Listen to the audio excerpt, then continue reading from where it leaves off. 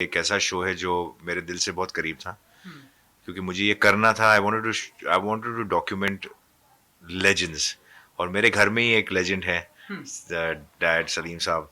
तो उनको देख के मुझे ऐसा लगता था कि हमने इनसे बहुत सी बातें सीखी हैं, बहुत सी चीज़ों के बारे में इन्होंने हमको बताया है, फिल्मों के बारे में, लाइफ के बारे में। बट ये सारी चीज़ें कहीं ना कहीं डॉक्यूमेंट होनी चाहिए, और आने वाले जनरेशन, हमारे जनरेशन को भी लेके, मतलब हमारे उनके जो ग्रैंड चिल्ड्रन हैं, उनको पता होना चाहिए कि उनके दादा कहाँ से आए थे, उन्होंने कैसे स्ट्रगल किया था, क्या थे, क्या फिल्में की, क्या उनकी ज़िंदगी के एक्सपीरियंसेस थे। बाकायदा उनके लिए प्राइमरली मैंने सोचा था करने के लिए। सो एंड आई सेड वो भी करूंगा तो मैं एक प्रोफेशनल वे में करूंगा। I don't want to do it कि डाइनिंग टेबल पे कर लिया या सोफा पे बैठ के कर लिया, इधर उधर कर लिया। बाकायदा एक उनको बुला के एक स्टूडियो के अंदर एक प्रोफेशनली एक सेटअप के साथ में करूं, ताकि ये एक सीरियस सा इंटरव्यू लगे। एंड वही वो मेरी कोशिश की थी कि मैं ऐसा करूं। And that's what I did. And उसके लिए मैंने काम किया। Of course my I know it's my father, but I needed to ask a certain pertinent questions to him, which I needed to get these answers. And that's what we did. And फिर एक interview हुआ तो मुझे ऐसा लगा कि यार एक पे क्यों रुकते हैं, कई और ऐसे लोग हैं जिनके साथ मैं चाहता हूँ कि ये चीज़ें हों।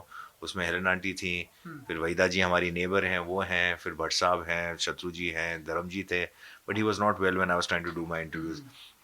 एंड ऐसे तो फिर मेरा ये इंटरव्यू को लेके मैं दूसरों के पास जाऊं।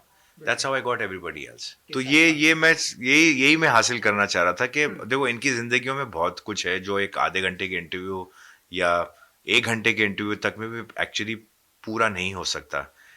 तो ये तो मुझे पता था, क्योंकि कि इनकी बातें सुन बहुत ज़्यादा हम सुन सकते हैं, समझ सकते हैं। तो इंटरव्यू भले ही कितना हो, but I wanted to keep it for as long as it is interesting for people to sit and watch. नहीं तो क्या, लोगों का अटेंशन स्पैन इतना होता नहीं। आज के ज़माने में कोई 5 7 10 मिनट से ज़्यादा कोई अटेंशन दे नहीं पाता, चाहे कितनी भी अच्छी कोई चीज़ हो।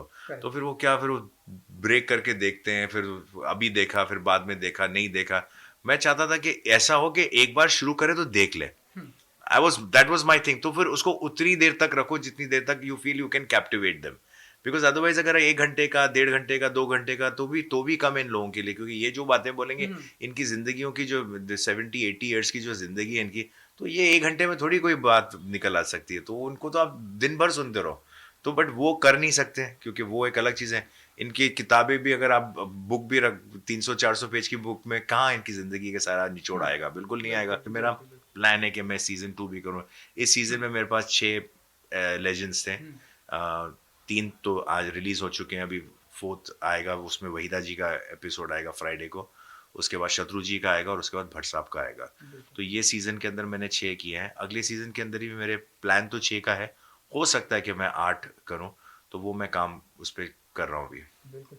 सो शूटिंग के दौरान जी। सबसे ज़्यादा चैलेंजिंग आपको क्या कुछ लगा? कि क्वेश्चंस प्रिपेयर करना या आर्टिस्ट को लाइन अप करना? क्योंकि लास्ट टाइम आपने बोला था कि यार लाइन अप करके लोगों को, एक्चुअली सारा जो लेकिन ये मेहनत, इस जी, बार आपके लिए क्या कुछ था? आई थिंक जो सबसे ज्यादा डिफिकल्टी और जो मेहनत होती है ना, वो हमेशा शूट से पहले की होती है। लोगों को लगता है कि शूट के दिन मुश्किल होता है। शूट के दिन तक तो आपने सारा प्रिपरेशन कर लिया होता है। Shooting is primarily just execution, because you know where you're going to go, you know your line of questioning, you know who your artist is, you know the time that you're going to shoot, you know how long you're going to shoot, you know where you're going to shoot। आपको सब कुछ idea था, आप क्या करने वाले हो उस एपिसोड के साथ। वो सब आपको कहीं ना कहीं अंदाजा होता है। बट वहां तक पहुंचने के लिए बहुत मेहनत होती है। मतलब आर्टिस्ट से जो भी आप जिनको उनको कांटेक्ट करना, उनको कन्विंस करना। क्योंकि हमको ऐसा लगता है कि लोग अपनी जिंदगी और अपने पर्सनल और प्रोफेशनल लाइफ में बहुत इंटरेस्टेड होंगे दुनिया को बताने के लिए, बट ऐसा नहीं है। नहीं। कई ऐसे लोग हैं जो बिल्कुल बात ही नहीं करना चाहते हैं, और बात भी उसी से करेंगे जहां उनको लगेगा कि जो उनकी बातें वो कोई तोड़ मरोड़ के नहीं आए एंड इंटरेस्टिंग। तो एक तो क्या है कि एक उनकी एक प्रोफेशनल लाइफ है जो लोग जानते हैं, बट उनकी पर्सनल लाइफ भी बड़ी इंट्रीगिंग है। तो मेरा जो इंटरव्यू होगा वो सिर्फ प्रोफेशनल लाइफ के ऊपर नहीं होगा, वो उनके पर्सनल लाइफ के ऊपर भी होगा। तो it's an integrated interview. It's not just कि you're talking about movies, or it's not even one that you're talking only about the personal life. So it's a mix, and that's how the interview flows. मुझे तो इस बात का अफसोस है कि इससे पहले, मतलब मैंने तो अभी भी, मतलब करने जाए तो आप इनको बहुत इन डेप्थ डॉक्यूमेंट कर सकते हैं, और करना भी चाहिए, बिल्कुल। Depending on what kind of a platform you want to use the show, और where you want to keep it and release it. इनके ऊपर 3, 4, 5, 6 एपिसोड्स की सीरीज हो सकती है, you know, there is no question about it, but I have a different view. I'm doing a different kind of interview, so I'm keeping the format differently. But I really, really feel bad that we've had हमारे पास personalities, हमारे पास legends past में थे, जहाँ हमने उनको वैसे document नहीं किया जैसे करना चाहिए था. राज कपूर साहब चले गए, दिलीप साहब चले गए, गुरुदत्त जी चले गए, so many I can name hundreds of filmmakers, actors, musicians जो आर डी बर्मन जी हैं, लता जी हैं, कितने, जहाँ पर उनको बाकायदा इनकी ऐसी डॉक्यूमेंट्री बननी चाहिए थी या इनसे खुद से ऐसे सवाल पूछने चाहिए थे जो फ्यूचर जनरेशन को हेल्प करती है. तो ये थोड़ा सा इन्वेजन ऑफ प्रिवेसी तो होती ही होगी, होती होगी, क्या है मतलब.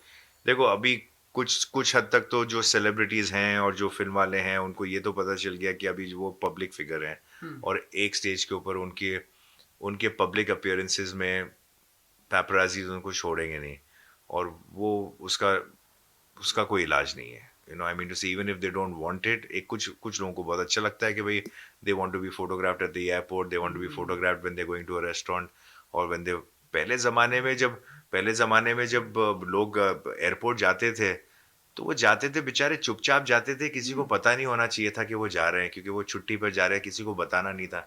आज आप एक प्राइवेट हॉलिडे चुपचाप नहीं ले सकते. The moment you leave town, people know you've left town. The moment you come back from town, people know come back to town. Where are you going to have your own privacy? सारी details आ जाती हैं कि भाई आप कहाँ जा रहे हो, किधर रहोगे, किस होटल में रहोगे, कितने दिन रहोगे, कौन सी एयरलाइन से जा रहे हो. अब ये कहाँ से, मतलब ये किस किस्म की, मतलब कौन चाहता है कि अपनी लाइफ इतनी एक्सपोज हो जाए. और आप जाओगे कहाँ से, एयरपोर्ट से ही जाओगे अगर कहीं जाना है तो, और वहीं खड़े रहते हैं पूरा टाइम, तो आप बचोगे क्या, डिस्गाइज में जाओगे आप बार बार.